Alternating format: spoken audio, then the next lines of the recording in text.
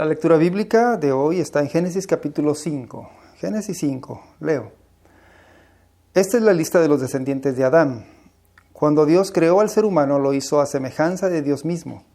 Los creó hombre y mujer y los bendijo. El día que fueron creados los llamó seres humanos. Cuando Adán llegó a la edad de 130 años, tuvo un hijo a su imagen y semejanza y lo llamó Set. Después del nacimiento de Set, Adán vivió 800 años más y tuvo otros hijos y otras hijas, de modo que Adán murió a los 930 años de edad. Set tenía 105 años cuando fue padre de Enos. Después del nacimiento de Enos, Set vivió 807 años más y tuvo otros hijos y otras hijas, de modo que Set murió a los 912 años de edad. Enos tenía 990 años cuando fue padre de Cainán, y después del nacimiento de Cainán, Enoc vivió 815 años más y tuvo otros hijos y otras hijas, de modo que Enos murió a los 905 años de edad. Cainán tenía 70 años cuando fue padre de Mahalaleel. Después del nacimiento de Mahalaleel, Cainán vivió 840 años más y tuvo otros hijos y otras hijas, de modo que Cainán murió a los 910 años de edad. Mahalaleel tenía 65 años cuando fue padre de Jared. Después del nacimiento de Jared, Mahalaleel vivió 830 años más y tuvo otros hijos y otras hijas, de modo que Mahalaleel murió a los 895 años de edad.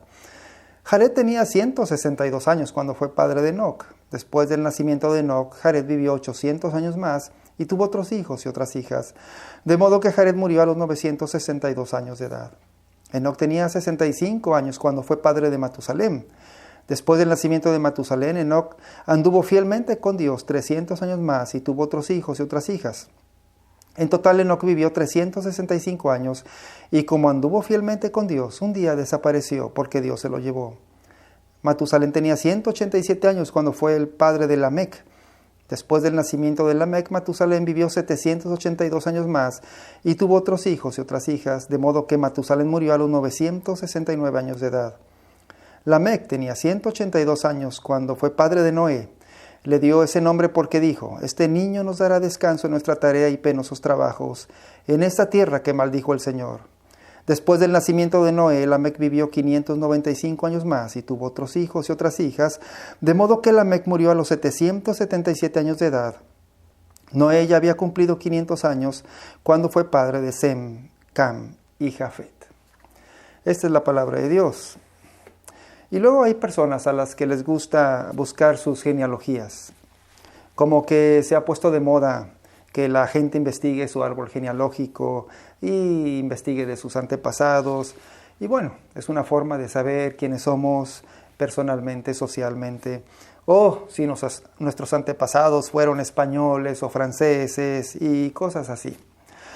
Pero la verdad es que nuestras genealogías, es decir, saber de nuestros antepasados, es solo una simple curiosidad porque no afectan en nada el curso de nuestras vidas. Da lo mismo si eres descendiente de españoles o de franceses. Tal vez por eso nos cause un poco de confusión cuando vemos que en la Biblia hay muchas genealogías y vemos que a Dios sí le interesan las genealogías, como la que acabo de leer en Génesis capítulo 5. Y luego hay otra en Génesis 9 y en Génesis 10 y 11 también. Como que pareciera que no tiene ningún sentido leer acerca de estos árboles genealógicos o ninguna utilidad o ningún propósito. Y la pregunta que podemos hacer es, ¿por qué están allí estas genealogías? ¿Por qué la palabra de Dios quiso que se registraran estas genealogías? Y también en el Nuevo Testamento encontramos genealogías. Mateo 1 comienza con una genealogía y Lucas 3 repite otra. Para los escritores del Antiguo Testamento y del Nuevo Testamento, las genealogías fueron muy importantes porque fueron un indicador de la persona del Señor Jesús. Pero vamos por partes para aprender la lección de Génesis capítulo 5. Hoy vemos 3 cosas. Número 1, la maldición y la promesa. Número 2, en busca de un Salvador. Y 3, el destructor de la serpiente. Número 1, la maldición y la promesa. Si queremos entender mejor la historia de Génesis, que es el libro de los orígenes del hombre y de toda la creación, hay un texto, Génesis 3:15, y lo leo. Génesis 3:15. Dice así: pondré enemistad entre tú y la mujer, y entre tu simiente y la de ella. Su simiente te aplastará la cabeza, pero tú le morderás el talón. Este texto de Génesis 3:15 es clave para entender el resto de la Biblia. Si leemos con cuidado este texto, la historia de la Biblia entonces tiene mucho sentido. Génesis 3:15 trata acerca de las palabras que Dios le dijo a la serpiente, al enemigo de Dios, cuando éste arruinó la obra de la creación de Dios. Si recuerdas, fue la serpiente quien engañó a la mujer y luego a su vez al varón, para que desobedecieran a Dios y se rompiera la relación de ellos con Dios. Y por eso este texto dice que Dios dirigió unas palabras de ira, de maldición sobre la serpiente usada por el enemigo, el diablo. La maldición de Dios es que fue que la serpiente, Satanás, un día sería conquistado y aplastado por un hombre. Porque le dice: su simiente, la descendencia de ella, de la mujer, te aplastará la cabeza y tú solo le herirás en el talón. Esto quiere decir que Dios le dijo que un día nacería un hombre que triunfaría totalmente sobre Satanás y le aplastaría la cabeza. Pero nota también que estas palabras de Dios, dichas a la serpiente, contienen una promesa de Dios. Porque Dios le dice que este hombre vendría entonces para dar libertad, para dar salvación a hombres y a mujeres. Es decir, estas palabras de Dios nos dieron la esperanza de que un día la maldición y el daño que ocasionó la serpiente, el engaño de la serpiente en la creación de Dios y en el hombre, sería revertida. Dios aquí promete que la descendencia de la mujer y la serpiente seguirían en choque, en desacuerdo, con la esperanza de que un día la serpiente finalmente sería derrotada. Entonces, al final, después de leer Génesis 3:15, nos quedamos preguntándonos sobre este conflicto. Y la pregunta es: ¿quién aplastará a la serpiente? ¿Quién vendrá después a la batalla contra la serpiente, el diablo? ¿O quién derrotará el pecado y el mal? Es aquí cuando leemos las genealogías. Vamos al punto número 2. En segundo lugar, vemos en busca de un Salvador. Número 2, en busca de un Salvador. Cuando continuamos leyendo la historia del libro de Génesis, y ahora leemos el capítulo 5 que leí al principio, que trata de las genealogías, lo que debemos ver es que ahora la historia del hombre se trata de buscar a un Salvador, de encontrar a un Salvador, el Salvador de la promesa de Dios que hizo en Génesis 3:15. Porque este pasaje trata de una lista de nombres de personas, de familias, y la pregunta siempre estuvo allí. La pregunta era: ¿será este el Salvador? ¿Será este el Salvador? Y pasaron los años y los tiempos. Nota, por cierto, algo en la genealogía que leí en el capítulo 5. Nota el ciclo de la vida del hombre. Nacimiento, vida, tuvieron hijos, hijas, muerte. También a este ciclo le podemos llamar el ciclo de la muerte, porque nota el dominio de la muerte a lo largo del capítulo 5. La desobediencia del hombre a Dios, el engaño de la serpiente, tuvo la muerte como resultado. Y mira cómo se repite una y otra vez. Y Adán murió, y Set murió, y Enos murió, y sigue el ciclo. Vida, pero también muerte. Y la pregunta: ¿quién nos salvará de la muerte? ¿Quién nos dará vida? En Génesis 5, al principio, cuando dice que dicen, de Adán nació su hijo Set. Adán tuvo otro hijo después de Abel. Y la pregunta era: ¿será Set el indicado? ¿Es Set el salvador de la promesa? Pero de Set solo se dice que también tuvo hijos y sus hijos también tuvieron hijos, generación tras generación, y la promesa de aplastar a la serpiente no llegaba y parecía que tardaba. Tal vez después, cuando seguimos leyendo el capítulo 5 de Génesis, hubo algo de esperanza con un varón llamado Enoc, porque dice el versículo 24 que Enoc anduvo fielmente con Dios. Pero luego se nos dice que un día Enoc desaparece porque Dios se lo llevó. Lo único que Enoc hizo fue tener más hijos e hijas. Y luego, seguimos leyendo el capítulo 5, se menciona Noé. Y de Noé se dicen muchas buenas cosas. De Noé se dice que le pusieron ese nombre, que significa descanso. El nombre Noé significa descanso. Y su padre, en el versículo 29, dijo, le dio ese nombre porque dijo, este niño nos dará descanso en nuestra tarea y penosos trabajos en esta tierra que maldijo el Señor. Quizás, como diciendo, Noé aplastará a la serpiente y revertirá los efectos de la maldición, pero no fue así.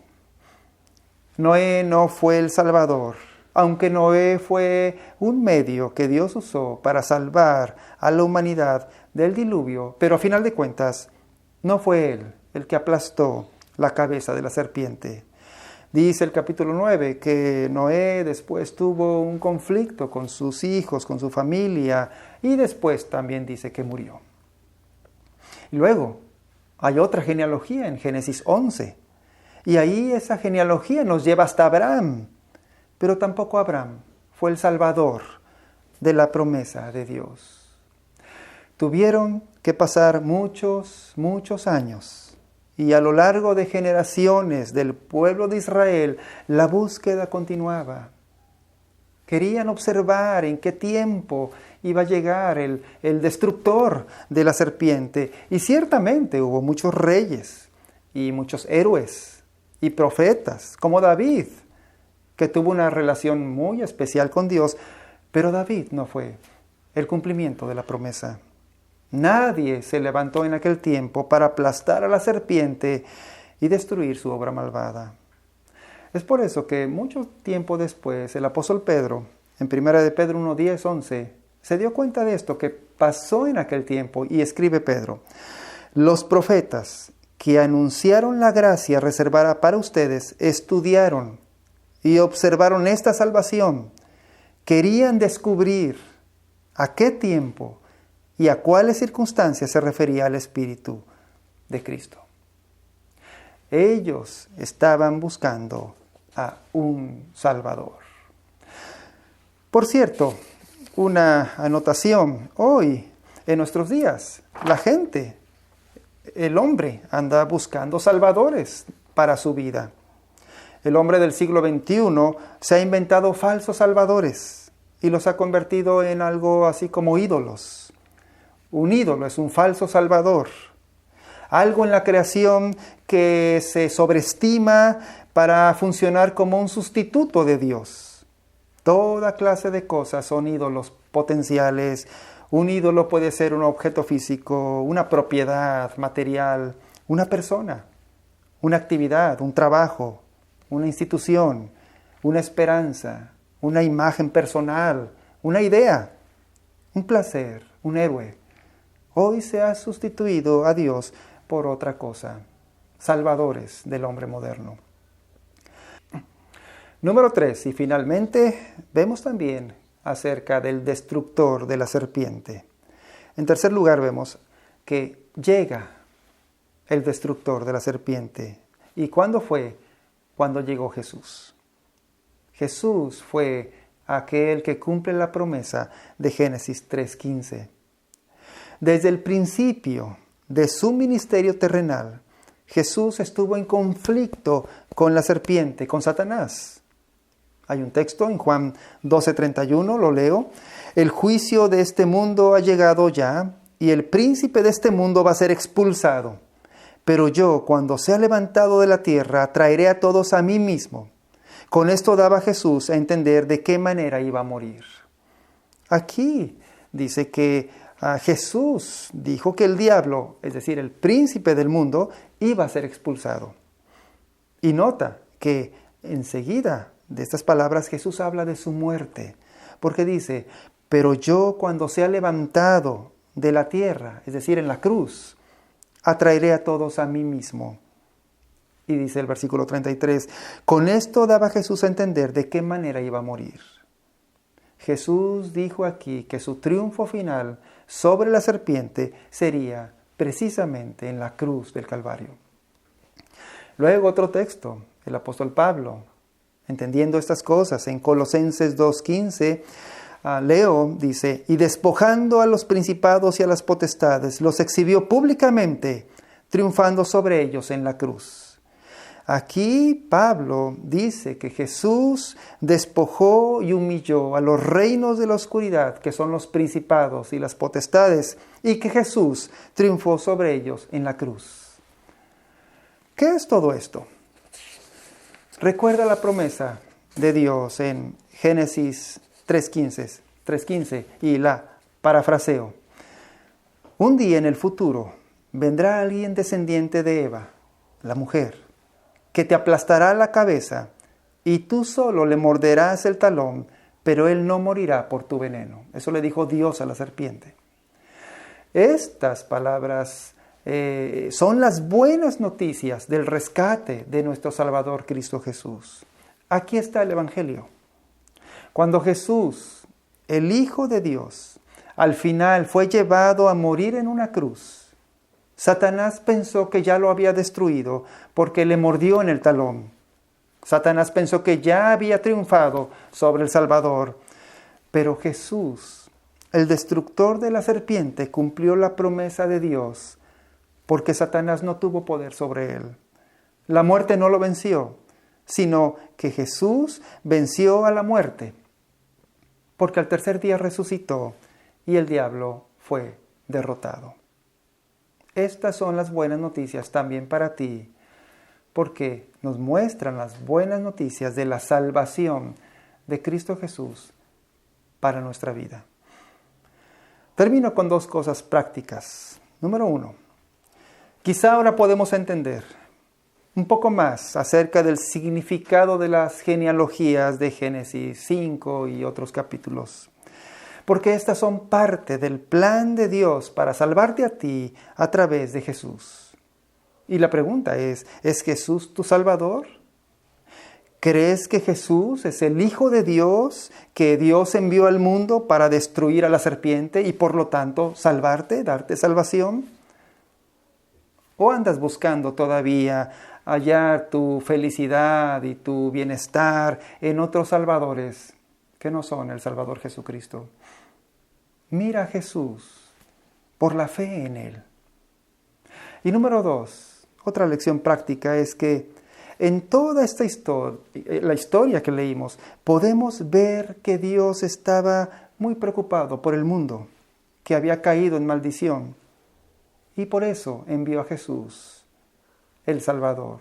Pero la pregunta es, ¿estás tú preocupado por compartir las noticias de la victoria de Jesús, de la salvación del Señor Jesús, con tus amigos, con tu familia, con tus compañeros de trabajo, con los que más estimas y amas? Esa es otra pregunta que esta historia debe estar en nosotros. Te invito a hacer una oración y así terminamos. Oramos.